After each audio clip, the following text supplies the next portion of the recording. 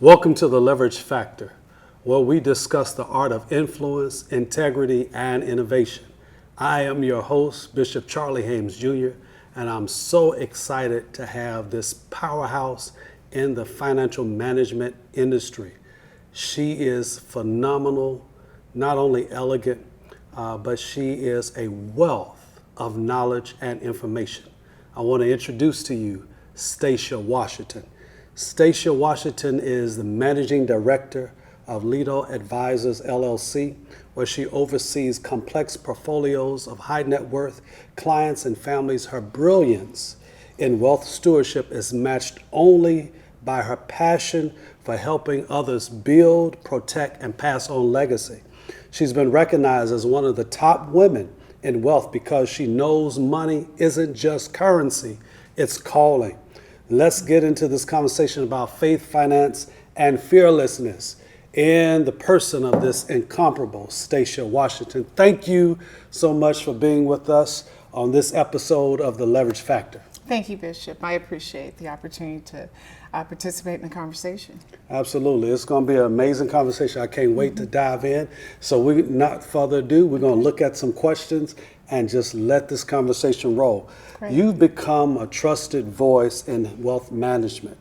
Tell us how your early experiences shape your view of money, value, and legacy. Thank you. So I stand on the shoulders of my mother, who was a trailblazer in the banking industry in the early 70s. She was a vice president in Palos Verdes Estates. Her clients were affluent, and I was a kid who was asked to come to her office after school and did my homework in her office, and I saw just different dynamics around money at a very early age. My stepfather owned a tax practice, so I was pretty naive to think that everybody talked about taxes and money at the dinner table. Wow. And so that was my early introduction to money. And then during tax season, I worked at my dad's tax office, stepdad's tax office, and then my dad was a groundbreaker in the airline industry and was the first African American of color to integrate United Airlines at the ticket counter. So travel and money became a part of my family orientation and exposure very early on.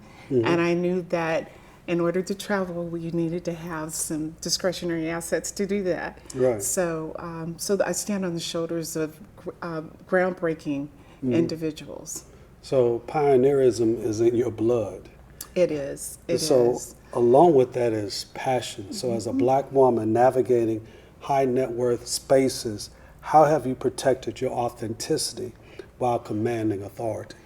I learned very early on that the conversation about money was something that our community was only given a little bit of exposure to. And so as I was exposed to a wonderful opportunity to work for the Federal Reserve very early in my career, I transitioned. I actually started in banking very young age as a result of my mother and her relationships. Became a vice president managing offices in Hollywood, and actually helped a lot of folks early on coming to Los Angeles to build their just traditional loans and deposits. But then I found that folks that looked like us were constantly steered in areas in which other folks were not. And so just access to credit, if your loan was turned down and you look like us, you didn't get the second conversation on how to repaper your presentation to tell your story differently. And so I found myself at an early age just reverse engineering and figuring out, wait a minute, there are rules for them and there are rules for us. And when it came to access to credit, which meant the world of difference for folks relative to running their business and running their household, I found myself becoming an interpreter and a bridge between how to position yourself, what you need to do, after I figured out the rules of the road. Yeah, that's amazing. I just so many thoughts came to mind just as you roll through the rhythm of your last, sharing, reshaping your story. I just remember personally that growing up, money was not talked about. I saw a lot of cash in my dad's pocket, not knowing that cash is how he paid his payroll for the restaurants that he owned. But it was not the conversation at the dinner table. It was more adages, you know. Make sure you keep something for yourself. All of these unhealthy idioms was basically ingrained in my understanding around finances. In fact, I really didn't know anything about a wealth management system until I was 21, 22, going into a pastorate. And just so happened my chair of my steward board was a wealth manager. And he opened me up an account and said, you need to start saving and need some equities. And you need to have, you know, a money market account. I was like, what is this stuff, right? So that being the case, and then you said something about reshaping your story. Right. That's I know what that means, but to the average person, reshaping your story is helping you understand how you can tell your credit story to make sure that you can leverage assets, that leverage factor word again. Talk about that a little bit, because I remember when I finally hit an 850 credit score, I got shamed by the community. They was like, good for you. Well, how do you get that? Well, that's not helping us. I'm like, I'm sharing it because I want to help you get there. So talk about that. So a couple of things come to mind. When I transitioned from working in branches and working directly with clients, I worked for the Federal Reserve as a regulator in the consumer compliance group. And what was interesting was that I was in the room when a gentleman representing a company called Fair Isaacs brought a box and sat it in the middle of the conference room table and said, we're going to switch from credit, capacity, and collateral as a system for determining if someone's worthy to get access to assets from a bank to a system called a credit score. I was in that room. I'll never forget being in that room, and I asked the question, I don't understand how a number could be a determinant if someone has the wherewithal to repay debt. And it says, you're not supposed to understand that. And I got a look from my boss who said, don't ask any more questions. It was a big room of folks. But naturally, I knew that for our community, we needed to have a deeper level of discussion, especially how you tell the story and the journey, because most people are first-generation business owners. Right. Most people are just figuring out how to properly position their assets to tell their story, to get access to capital, moving from being a startup to being a fledgling company to the growth stage of your business life cycle. You need different resources along the journey. Right. And so having someone help you through that, but that credit score being a non-starter if you didn't, and what was interesting when we started probing us, so what goes into the box? He said, well, we'll never tell everybody what goes into the box. So there's a lot of subjectivity that was never shared early on. So you always went from this dynamic of, is it good to have more credit open or not? Should I close a credit card or not? How does that impact my score? You could toggle around it, could never quite pinpoint what it needs to get over that number. And so if you don't have any credit, that was a penalty.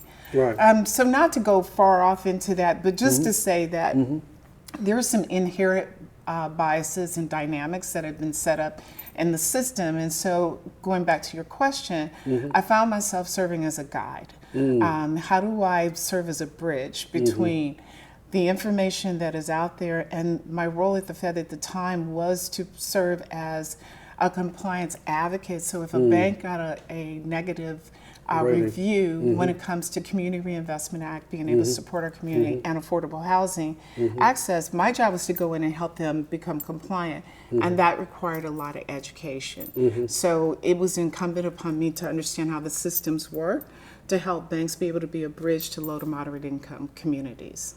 That's amazing. Many people don't have that story. I also know I met a gentleman who's in some of our circles who created the first ACH process. He was basically the founder of that. And I was like, you never told me that until it came up in conversation. And that's amazing that we've had individuals like yourself at the forefront that can help shape the systems, because if we don't have an advocate at the table, we're already doomed.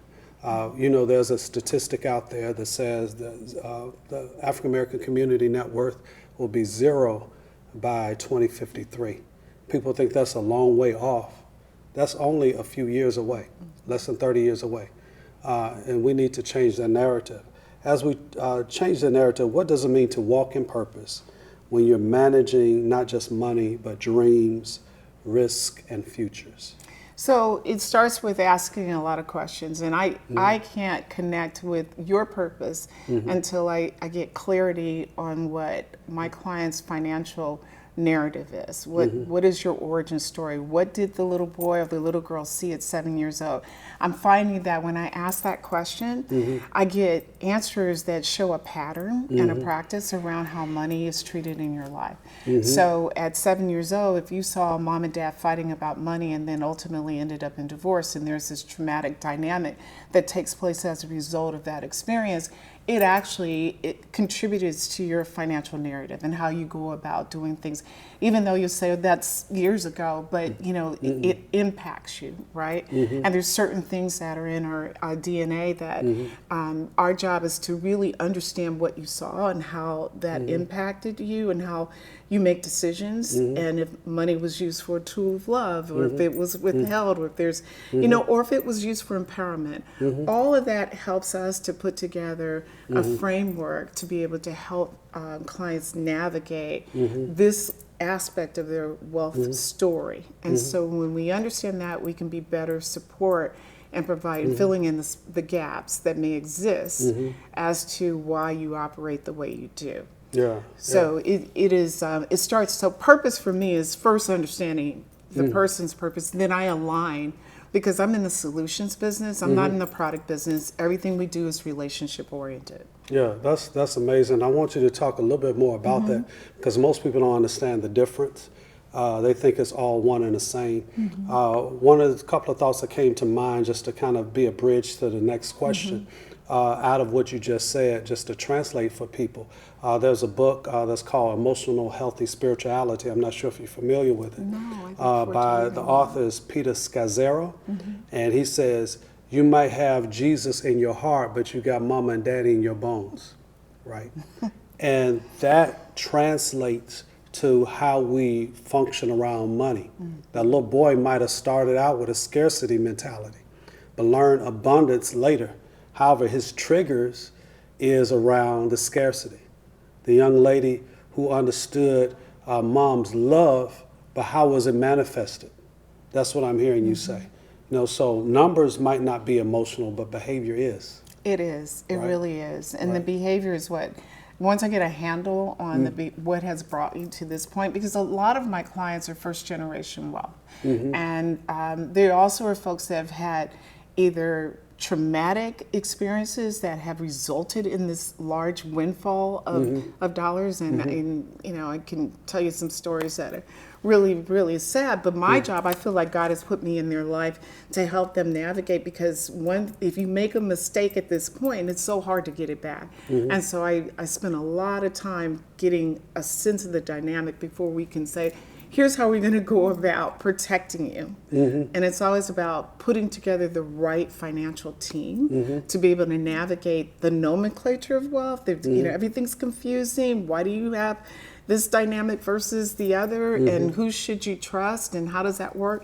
I always want to start, my purpose is first to establish a relationship of trust. Can we just stay there for a minute? Because I think that's the reason that many African Americans don't excel financially, because it's around this culture of distrust. That if I give you something, will you give it back to me?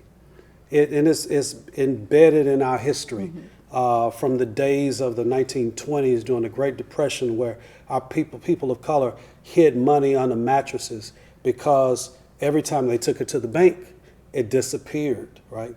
Or banks were burned down in the context of keeping money away from people of color. The whole story, and I want to go down this rabbit hole of how we got to buy Cadillacs, was because they understood that people of color had hoards of cash, and they were the only ones that could actually buy their product when the markets dropped, right? So all of this hysteria and dark history around it creates a level of distrust. if we could unlock the key to distrust, I believe that will be the wave that will change the financial narrative of people of color. What do you say, and how do you do that? I think it's important that everyone should be interviewed, and you should know the questions to ask, and also being comfortable admitting what you don't know. And today, I would say if there's no other time in history that every individual has access to immediate education is typing into YouTube and finding a video regarding the terminology you're trying to navigate or this dynamic of your wealth life cycle, what questions to ask, because there are a lot of products that have been sold to our community that has generated this level of distrust. And you think about it, how many people thought that grandma and grandpa had bought this life insurance policy that ended up not having any, that was tied to an annuity that had a bunch of fees, and then when it came time to collect, there was no money there. Right. There's so many stories out there, and unfortunately we've been taken advantage of as a community. But I think the most important is first stepping back, admitting what you don't know, being comfortable with what you don't know, making a list of questions, doing research online, then going about the process of interviewing people and finding out if you are working with a fiduciary. Fiduciaries, which my firm, I'm a fiduciary, I have to sit on the same side of the table as my client. I'm not sitting across from them, selling them something. I'm not on commission. We're not broker-dealer. We're not building product and turning around and selling it. It's very important that our interests are aligned. Yeah, that's amazing.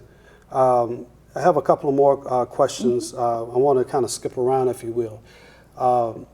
How do you help clients leverage influence into generational impact, not just financial security? Through philanthropy. Philanthropy is a core part of my practice. A lot of my clients have donor advised funds. I help them navigate, if it makes sense in some cases, setting up a private family foundation. But being able to create a legacy and a life through giving and stewardship. And we've been brought up as a community to tithe, and tithing is a core aspect of what we do. How about doing that through a donor advised fund and being able to get the tax benefits of that? We have an impending liquidity event in selling your business, being able to use philanthropy as a tool to do pre-planning at least 3 years prior to selling your business. So put a pause right there, rewind and slow play. All right. You said I could give and there's tax benefits to me giving? Absolutely.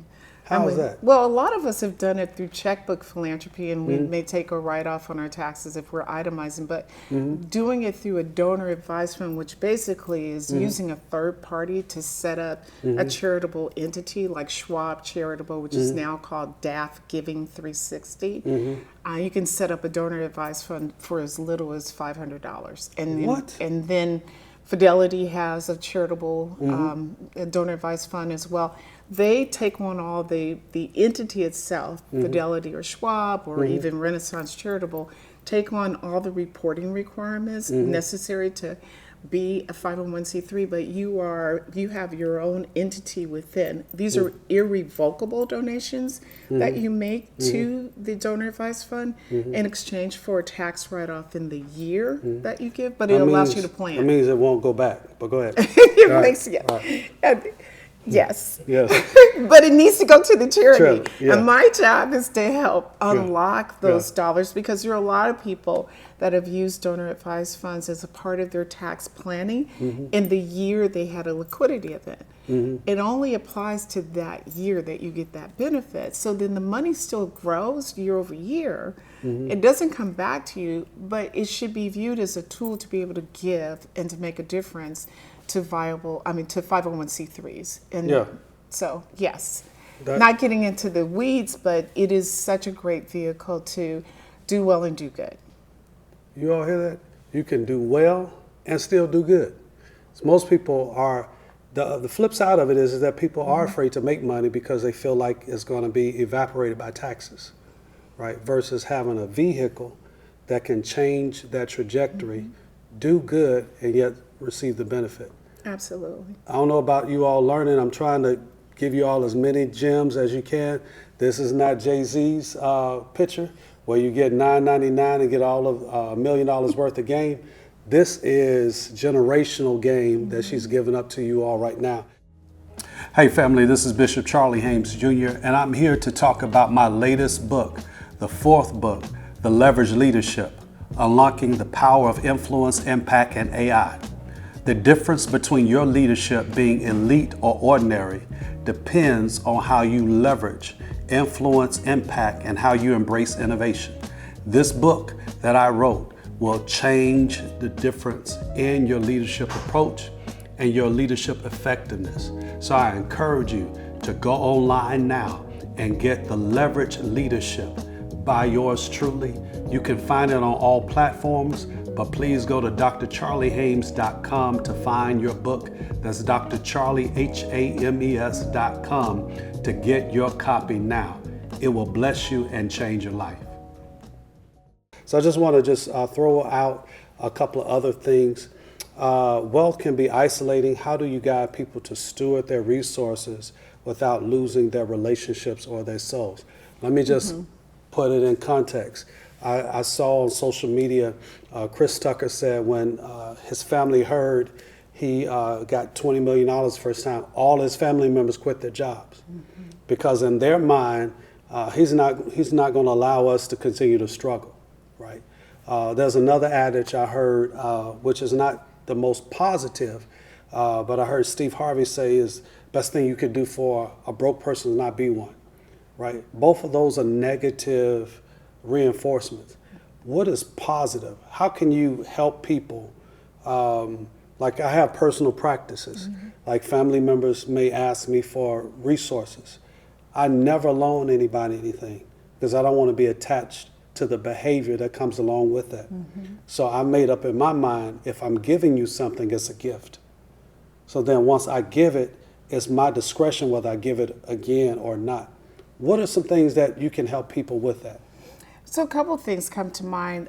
Setting boundaries and being very clear, just because I'm the only one or the one in the family that's made it. I'm going through a process of getting acquainted to what it means to have these resources. So no, I cannot be a source of your lifestyle. However, I can potentially fund a dream, be it something like you said, either giving it to them, or I think about the legacy that the Gordy family established with the family bank. I mean, Motown started with an $800 loan from a family bank that was set up by Berry Gordy's parents. Berry Gordy's in his 90s. Think about his mom and dad having the wherewithal all those years ago to set up a family bank. That's amazing. Putting some framework around that family bank if you're so inclined to do so. But interesting enough, in the African American community, and I've researched this and have had conversations about, we're one of the few communities in which that sense of entitlement is there just because someone has made it, that all of a sudden what's yours is mine. And we need to change that narrative. And again, it goes back to setting boundaries. If you are doing the right things and you're trying to go to that next level in your education, or you're looking to have support in buying that first condo, or other things that are going to make a difference from a wealth trajectory versus just from a standpoint of having discretionary spending at the cost of my wealth, there's a big difference in the decision criteria that we should use. But no it can be no with a comma, and it could be no with a period. Right. But it is a complete sentence. It is. Yes, I love it. You often talk about faith and financial freedom in the same breath. How do you integrate your values into industry so focused on performance? And the first thing I know when I remember meeting you some years ago was that I didn't meet you with your resume, I met you with your faith. And it just exuded throughout every time I met you. Every time I saw you, I saw the very same thing. So let's just talk about that. You know, how do you integrate your values into an industry so focused on performance? Because it's not what you've done for me lately, is what have you done now, right? It is. I do believe, and I'm of the mindset that I'm a spiritual being having a physical experience. And God has put me in places and spaces and opportunities that I could never have dreamed of. And as a result of that, I feel like I have a special stewardship and responsibility to serve as a bridge between our community and access to resources that can be transformative. And when it comes to, we all got here with nothing. We're leaving here with nothing. And I talk to a lot of folks about that on a regular basis. Matter of fact, I can quickly say to someone, we're not going to be well suited for each other, because if your mindset is only about hoarding and what it is, me, mine, and no ours, and looking at legacy and how to make an impact, then I'm not the best person to work with. And I'm really, and I have to say all these years, it's the relationships that steer, but the folks that are transactional mindset, that are greed is the only sin that's consistent in all the 7 deadly sins. Absolutely, right. So those folks are not best suited for me. That's good. I mean, because as long as you have a moral compass, it determines really the outcome of your relationships and ultimately your performance. Right? Absolutely. And performance is past. So when we're talking about, how does the market dynamics impact where you are, everything starts with a plan. We're always backing into, what's your plan over the next 3 to 5 years? What is your legacy going to look like? There's no prediction. I mean, the crystal ball is not working, right? I don't have a crystal ball on what we're going to see. Look, we're all living day to day. All of us have just right here, right now. But the plan that we put in place, and you think about the volatility that we've experienced over the last 6 months, but we have to think in terms of what has it been for the last 3 years? Right. The last 3 years, net year over year, we still have a positive market. Right. But people have recency bias. And so as a result of that, they don't look at it in terms of, am I on course with the plan that I have, be it for my legacy, for my retirement, for that next acquisition? What is it that I'm doing? Because we have to start with the end in mind. Yeah, that's good. That's good. This is some great stuff. There's a rising generation of Black leaders with access, but not always education. What's your word to them? That education is ongoing, and so this is the greatest time to be self-educated than any other time in history. I think of what it took for me when I was studying for my securities license, just to understand the terminology that's tied to this industry. And I had to go to the library and study, and all you have to do is go on YouTube and type in the term or any dynamic you're trying to figure out, and there is a video about that. And so education is for the first time accessible at a level I've never seen in my professional career. So if you want to understand what it's about, it's at your fingertips. Yeah, that's amazing. What's one misstep you see leaders make when trying to build wealth? Not admitting what they don't know. You have to be humble enough to say, I don't know. And the nomenclature around financial management is confusing. And so a lot of people think that a trust means one thing, and if you have a will, you don't need a trust. That's not correct. And so there's so many different dynamics. Knowing a little bit about something and going off and feeling like you're an expert. Everyone is not a subject matter expert at every subject. So being able to admit that you don't know and going about a process that through your humility, being able to get the answers that you need. Right, absolutely. Bible says God opposes the proud but gives grace to the humble. So that's so true. All right, we're getting ready to come to the last 2 questions, and then we have our rapid session. And then we'll be in what excites you most about the next chapter of your journey in finance and influence and in faith? Teaching.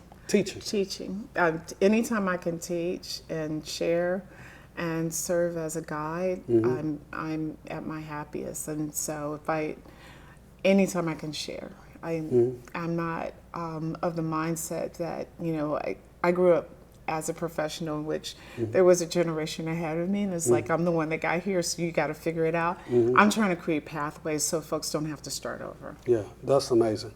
That's amazing. And finally, what is your personal leverage factor? The sacred mix of faith, skill and strategy that fuels your calling. So what is your personal leverage factor? Prayer. And so without prayer, Wow. I pray before I give a speech. I pray before I go into any dynamic. I just ask God to speak through me. Oh, wow. That's amazing. All right, you ready for this rapid fire round? This is just 5 minutes, but I want you, whatever the first thing that comes to mind, that's what I want you to say. Okay. Favorite scripture for times of decision? Romans 8:28.